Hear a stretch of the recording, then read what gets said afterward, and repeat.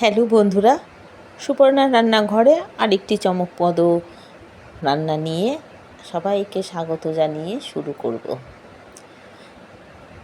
সকালবেলা ব্রেকফাস্ট কিংবা রাতের ডিনারে যদি সবসময় একঘেয়েমি খাবার না খেতে ইচ্ছে করে, তবে দেখে নিন মশলাদার এই রেসিপিটা, পরোটার রেসিপি, মশলা পরাঠা।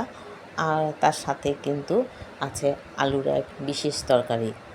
আচ্ছা, নিয়ে নিয়েছি চিনি, নুন, শুকনো লঙ্কার গুঁড়ো, আজওয়ান, আর এখানে নিয়ে নিয়েছি আটার সাথে আটার সাথে ছাতু। প্রথমে নুন দিয়ে দিলাম, তারপরে দিয়ে দিয়েছি আজওয়ান আমার ঘরে এইটুকুই ছিল, আর একটু থাকলে আপনারা আরেকটু দিতে পারেন, মানে যতটা দিয়েছি আরও ততটা দিলেও ভালো হবে। যেহেতু মশলাদার, তার জন্য শুকনো লঙ্কার গুঁড়ো নিয়েছি তরকা পাতা, যেটাকে আমরা কাসুরি মেথি বলি। আর নিয়ে নিচ্ছি দু ধরনের নুন আছে, কিন্তু একটা হচ্ছে বিট নুন, আর এটা হচ্ছে সাদা নুন, আর এটা হচ্ছে গোলমরিচের গুঁড়ো। একটু মজাদারভাবে খাবারটা বানাতে হবে। মশলা আরও অনেক কিছু যোগ করা যেত, কিন্তু আমার মনে হয়েছে যেহেতু কাসুরি মেথি দিয়েছে, সেই অন্য সব কিছু মশলাকে সে কিন্তু কাট করে দেবে। আর সত্যি সত্যি মজাদার আর অপূর্ব হয়েছিল। প্রত্যেকটা জিনিসের, প্রত্যেকটা মশলার কিন্তু আলাদা আলাদা যে ফ্লেভার, সেটা কিন্তু আমি পেয়েছি। তার জন্য বললাম এটা একদম মশলাদার, চটপটা, চমকদার খাবার। আর আপনারা জানেন, শনিবার লাইভ করার পরে কিন্তু আমি এই ধরনের খাবার, এই যে রাতে যে ডিনারে লুচি জাতীয় জিনিস বা ভাজা জাতীয় জিনিস যাই বানাই না কেন, পরোটা জাতীয় জিনিস, সেটা কিন্তু শনিবার লাইভ করার পরই করি। তো দেখে নিচ্ছেন, একটু মিশিয়ে দিচ্ছি, বা লাইভ চলাকালীন একটু এগিয়ে দিলাম। ধরুন আলুটা কেটে সেদ্ধ করে নিলাম, তারপরে যে ময়দাটাকে মিশ্রণ করে রেখে দিলাম, কী জিনিস সামগ্রী লাগবে, কারণ লাইভ করার পরই তো ফোনটা নিয়ে ভিডিও করতে থাকবো। তার জন্য এইটুকু করে রাখা আছে। একটুখানি চিলি ফ্লেক্সও দিয়ে দিলাম, কেননা মনে হচ্ছিল একটু ঝালটা কম হতে পারে। ছাতু অনেকটা সবাইকে ডমিনেট করে, তা সেই জন্য এখানে একটু ছাতুটাকে, আর পরে তো আর চিলি ফ্লেক্স দেওয়া যাবে না, তাই এটা দিয়ে দিলাম। তো দিয়ে এবার এটাকে ভালো করে স্পুন দিয়ে আমি মিশালাম, কিন্তু মাখবো, কিন্তু আমি হাত দিয়ে মাখবো। একটু ভয় ভয় লাগছিল। এই যে মাখার পরে এই দেখুন মণ্ডটা এরকমভাবে থাকবে। কিছুক্ষণ পরে এটাকে সুন্দর করে লেচি করে নেব। তো এই দেখুন ভালো করে বসিয়ে কিন্তু আমি এটার মধ্যে করে চাকির মধ্যে রেখে ভালো করে এদিক ওদিক করে ভালো করে এটাকে গড়ে নিচ্ছি, যাতে নাকি পরোটাটা খেতে ভালো হয় এবং মশলাগুলো আপনারা যেরকম দেখতে পাবেন ওপর দিয়ে। আর আমরা যখন খাবো বা আপনারা যখন করবেন এইভাবে, তখন আপনাদের মুখেও কিন্তু এরকম পরতে মশলাদার পরোটার মশলাগুলো গন্ধ এবং স্বাদ ভেসে আসবে। লোহার চাটুতে পরোটা ভাজবো বলেই লোহার চাটু কেনা হয়েছে। তো মানে কেবলমাত্র পরোটা ভাজার জন্যই কিন্তু আমার লোহার চাটু। তো যাই হোক, এই যে এইগুলো পরোটাগুলো আমি কিন্তু গোলাকৃতি করেছি। চাইলে আপনারা যে কোনো শেপ দিতে পারেন, চৌকো দিতে পারেন, কিংবা ত্রিকোণ দিতে পারেন। আমি কিন্তু গোল করেছি যাতে তাড়াতাড়ি হয়ে যায়। রাত তো অনেক হয়েছে, তা শুধু তো এটা খেলে হবে না, সঙ্গে তো তরকারি হোক, সস হোক, কিছু না কিছু লাগবে। তো সস তো কেনা সস যারা খান তাদের কোনো সমস্যা নেই, কিন্তু আমি বানাই, তার জন্য একটু সময় বেশি লাগে। তবে আজকে কিন্তু আমি এর সাথে কিন্তু আলুর একটা বিশেষ তরকারি নিয়ে আসবো, সেটা অবধি অপেক্ষা করবেন, কেউ স্কিপ করবেন না। আর পরোটাকে এরকমভাবে একদম গরম গরম করে ভেজে নিচ্ছি। এক তো খাবারের জন্য অপেক্ষা, দ্বিতীয়ত হচ্ছে লোহার চাটু, তাই তাড়াতাড়ি করেও হয়ে যাবে, বেশি সময় লাগবে না। আর লোহার চাটুতে পরোটা ভাজার স্বাদে কিন্তু আলাদা। আপনারা যাদের বাড়িতে লোহার চাটু আছে, ব্যবহার করছেন না, এখন থেকে ব্যবহার করুন। অনেকেই ব্যবহার করে, বিশেষ করে যারা উনুনের রুটি করে, কিন্তু যারা এখন গ্যাসের করে তারা কিন্তু লোহার চাটু করে না, তারা কিন্তু ঢালাই করা চাটু, বা এখন তো ননস্টিক ব্যাপারটা চলেই এসে সবার বাড়িতে আছে কিছু না কিছু ননস্টিক বাসন, সেখানে রুটিটা অনায়াসে করে নেওয়া যায়, রুটি পরোটা। তো আমরা কিন্তু পরোটা করার জন্যই ছেলের যেহেতু স্কুল যাওয়ার সময় টিফিনের জন্য পরোটা করতাম, সেই জন্যই কিন্তু লোহার চাটু কেনা, সেই তখনকার থেকে এখনও অবধি এটাকে ব্যবহার করে যাচ্ছি। মেজে ঘষে পরিষ্কার তো করে নিতেই হয়। আর দেখুন কেমন মজাদার পরোটাটা তৈরি হয়ে গেল, কত সহজে, যত সহজে আপনারা দেখছেন তত সহজেই কিন্তু হয়ে গেল। এবার আমি এটাকে প্লেটে তুলে নেব।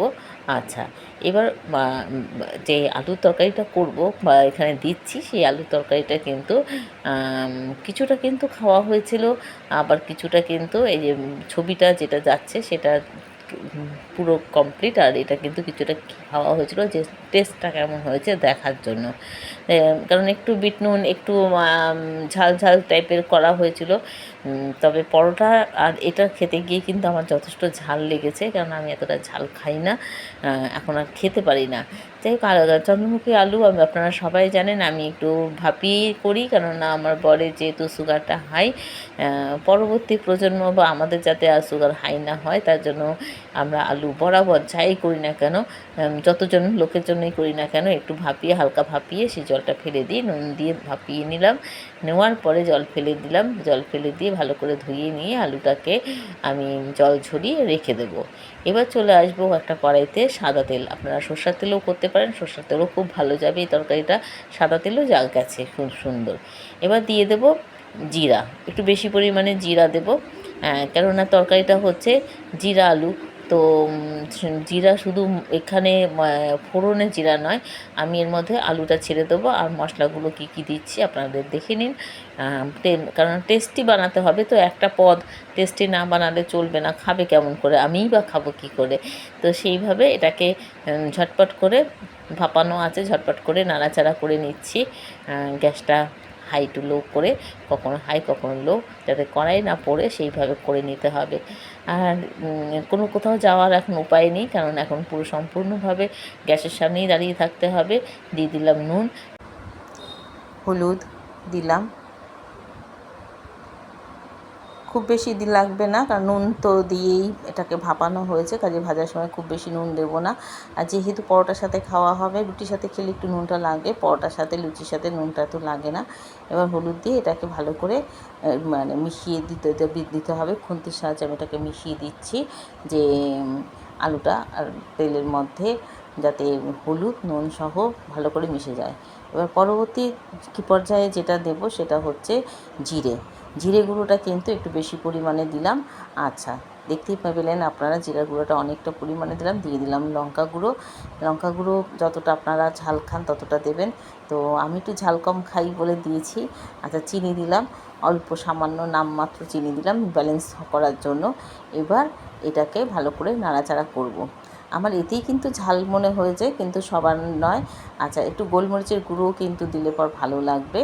তা আপনাদের এরকম রেসিপি আপনাদের কেমন লাগছে সেগুলো কিন্তু একটু একটু করে বলবেন। আর বন্ধুরা, কেউ কিন্তু স্কিপ করো না, তোমরা কিন্তু পুরো ভিডিওটা দেখো কেমন। আচ্ছা, নুন আর এবার পর্যাপ্ত পরিমাণে চিনি দিলাম, কারণ আলুটা সেদ্ধ হয়ে গেছে। এবার